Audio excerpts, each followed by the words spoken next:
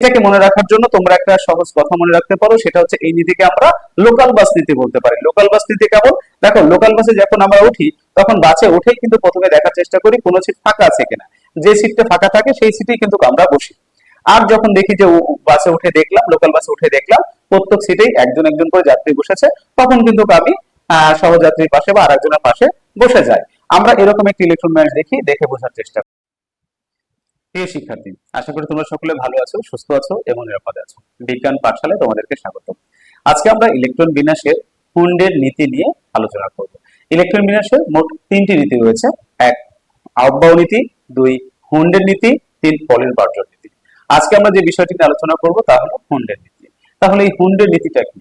হুন্ডের নীতিটা হলো সমশক্তি সম্পন্ন অরবিটাল গুলোতে ইলেকট্রন গুলো এমন ভাবে প্রবেশ করবে বা এমন ভাবে অবস্থান করবে যেন তারা সর্বাধিক অযুগ্ম বা বেজোড় অবস্থায় থাকতে পারে, এবং এই অযুগ্ম ইলেকট্রনের স্পিন বা ঘূর্ণনের দিক হবে একমুখী। অর্থাৎ সবগুলো বেজোড় ইলেকট্রন হয় ঘড়ির কাঁটার দিকে ঘুরবে অথবা ঘড়ির কাঁটার বিপরীত দিকে ঘুরবে। এখন দেখো, এখানে সমশক্তি সম্পন্ন অরবিটালের কথা বলা হয়েছে। এই সমশক্তি সম্পন্ন অরবিটালটা কি? 118টি মৌলের ইলেকট্রন বিন্যাসের বিভিন্ন কক্ষপথে পর্যবেক্ষিত উপকক্ষপথ হলো যথাক্রমে এস উপকক্ষপথ, পি উপকক্ষপথ, ডি উপকক্ষপথ ও এফ উপকক্ষপথ। এস উপকক্ষপথে অরবিটাল সংখ্যা 1টি। এর 3D অ্যানিমেটেড পিকচার আমরা এখন এখানে দেখতে পাচ্ছি।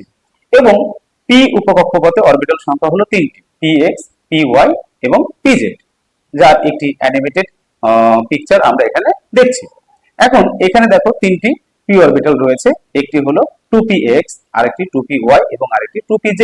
এখানে দ্বিতীয় কক্ষপথের অরবিটাল বোঝানো হচ্ছে, তাই সামনে 2 রয়েছে। তৃতীয় কক্ষপথের অরবিটাল হলে সামনে 3 থাকতো। এরপর আমরা দেখি ডি অরবিটাল। ডি উপকক্ষপথে অরবিটাল সংখ্যা রয়েছে 5টি, dxy, dyz, dzx, dz square এবং dx square minus y square এর একটি অ্যানিমেটেড আমরা অরবিটাল দেখতে পাচ্ছি। এরপরে আমরা ডি অরবিটাল, 5টি ডি অরবিটালের পিকচার এখানে দেখতে পাচ্ছি। সেই 5টি ডি অরবিটাল হলো dxy, dyz, dxz, dx square minus y square, dz square. এই হলো 5টি ডি অরবিটাল। এখন আমরা জানবো এফ উপকক্ষপথে 7টি অরবিটাল সম্পর্কে, এবং এফ উপকক্ষপথের অরবিটাল গুলোর আকৃতি বেশ জটিল, তোমরা দেখেই সেটা বুঝতে পারছো। তো এইখানে 7টি অরবিটালকে আমি লাল বৃত্তের মাধ্যমে চিহ্নিত করেছি। পরবর্তীতে তোমরা নোট করতে চাইলে এই ভিডিওটাকে স্টপ করে বা স্ক্রিনশট নিয়ে তোমরা এটাকে নোট করতে পারবে। এখন চলো মূল আলোচনায় চলে যাই। হুন্ডের নীতি। হুন্ডের নীতি হচ্ছে যে সকল মৌলের ইলেকট্রন বিন্যাসে অরবিটাল গুলো অপূর্ণ থাকবে সেই সকল মৌলের ইলেকট্রন বিন্যাসের ক্ষেত্রে সর্বাধিক প্রযোজ্য। আমরা একটা ইলেকট্রন বিন্যাসের মাধ্যমে তাহলে এখন বোঝার চেষ্টা করি। আমরা নাইট্রোজেন মৌলের ইলেকট্রন বিন্যাস দেখছি 1s2, 2s2 এবং 2p3, অর্থাৎ পি অরবিটালটি অপূর্ণ রয়েছে। পি অরবিটালে মোট ইলেকট্রন থাকতে পারে 6টি, এখানে রয়েছে 3টি। আমরা যদি আরো সূক্ষ্মভাবে দেখতে চাই তাহলে দেখতে পাবো পি এর 3টি অরবিটাল, px, py এবং pz। এটাকে এখন আমরা বক্স আকারে যদি দেখাতে চেষ্টা করি বা বুঝতে চেষ্টা করি তাহলে সহজে বুঝতে পারবো। এখন দেখো, এখানে যদি আমরা ইলেকট্রন গুলাকে px এ 2টা ইলেকট্রন দিই, py এ আমরা একটা ইলেকট্রন দিই, তাহলে এই যে pz এখানে কিন্তু একটি ইলেকট্রন থাকলো না, ফাঁকা থাকলো। এইটা কিন্তু হুন্ডের নীতি না। হুন্ড কি বলেছে? এমন ভাবে প্রবেশ করবে যেন সর্বাধিক সংখ্যায় অযুগ্ম থাকতে পারে। দেখো, একটি একটি করে ইলেকট্রন প্রবেশ করলে এখানে অযুগ্ম ইলেকট্রন কয়টি হচ্ছে? মোট 3টি অযুগ্ম ইলেকট্রন হচ্ছে। কিন্তু আগের নিয়মে যদি আমরা 2টা এবং 1টা দিতাম তাহলে অযুগ্ম ইলেকট্রন একটা থাকছে। তাই এইটা ইলেকট্রন বিন্যাস হুন্ডের নীতি অনুযায়ী হবে না। হুন্ডের নীতি অনুযায়ী ইলেকট্রন বিন্যাস হচ্ছে এইটি, এখন যেটা তোমরা দেখতে পাচ্ছ। এটাকে মনে রাখার জন্য তোমরা একটা সহজ কথা মনে রাখতে পারো, সেটা হচ্ছে এই নীতিকে আমরা লোকাল বাস নীতি বলতে পারি। লোকাল বাস নীতি কেমন? দেখো, লোকাল বাসে যখন আমরা উঠি তখন বাসে উঠেই কিন্তু প্রথমে দেখার চেষ্টা করি কোনো সিট ফাঁকা আছে কিনা। যে সিটটা ফাঁকা থাকে সেই সিটেই কিন্তু আমরা বসি। আর যখন দেখি যে বাসে উঠে দেখলাম, লোকাল বাসে উঠে দেখলাম প্রত্যেক সিটেই একজন একজন করে যাত্রী বসেছে, তখন কিন্তু আমি সহযাত্রীর পাশে বা আরেকজনের পাশে বসে যাই।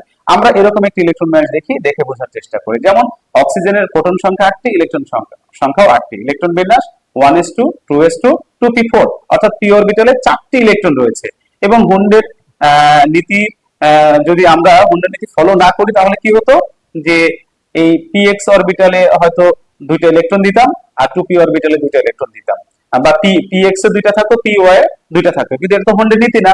হুন্ডের নীতি কি? লোকাল বাস নীতি। লোকাল বাস নীতি কি? প্রথমে প্রত্যেকটি অরবিটালে একটি একটি করে ইলেকট্রন যাবে, তারপরে যদি কোনো বাড়তি ইলেকট্রন থেকে থাকে, যেমন দেখো অক্সিজেনের এই 4 নাম্বার ইলেকট্রন বা পি অরবিটালের 4 নাম্বার ইলেকট্রন এখন কি করবে? এখন কিন্তু সে এক্স অরবিটালে প্রবেশ করবে, অর্থাৎ লোকাল বাসের মতো প্রত্যেকটা সিট ফিল আপ হয়ে গেছে, এখন সে সহযাত্রীর পাশে বসছে। তবে এই ক্ষেত্রে কিন্তু তার স্পিন হবে অবশ্যই বিপরীত। আমরা এটা জানি যে অরবিটালে একটি অরবিটালে দুটো ইলেকট্রন থাকে এবং দুটো অরবিটালের স্পিন কেমন হয়, বিপরীতমুখী হয়। একটি ইলেকট্রন যদি ঘড়ির কাঁটার দিকে ঘুরে, তাহলে আরেকটি ইলেকট্রন কি করবে, ঘড়ির কাঁটার বিপরীত দিকে ঘুরবে। ওকে, ঠিক আছে। আমরা এখন আরেকটি মোলের ইলেকট্রন বিন্যাস থেকে আমরা হুন্ডের নীতিটি আরেকবার বোঝার চেষ্টা করব। এখানে পি এর তিনটে orbital P X P Y P Z, যেখানে পিতে মোট 5টি ইলেকট্রন রয়েছে। প্রথমে একটি একটি করে প্রবেশ করলো, তিনটে অরবিটালে তিনটে ইলেকট্রন। এখন যে দুটো ইলেকট্রন রয়েছে তার একটি যাবে পি এক্স অরবিটালে, আরেকটি যাবে পি ওয়াই অরবিটালে। আচ্ছা দেখো, আমরা তিনটা উদাহরণেই কিন্তু অপূর্ণ পি অরবিটালের জন্য হুন্ডের ইলেকট্রন বিন্যাসটা কেমন হবে, হুন্ডের নীতিটা কেমন হবে সেটা কিন্তু বোঝার চেষ্টা করেছি। এখন একটি আমরা মৌলের ইলেকট্রন বোঝার চেষ্টা করব, যেটা ডি অরবিটালও অপূর্ণ থাকবে। যেমন কোবাল্ট 27, ইলেকট্রন বিন্যাস 1s2 2s2 2p6 3s2 3p6। এরপরে 4s, আমরা আব্বাউ নীতির আলোকে ইলেকট্রন বিন্যাসটা করেছি, 3p এর পরে 4s আসে তাই 4s দিয়েছি, এবং এরপরে আসবে 3d7। তোমরা চাইলে 3d-টাকে আগে দিতে পারো এবং 4s-টাকে পরেও দিতে পারো।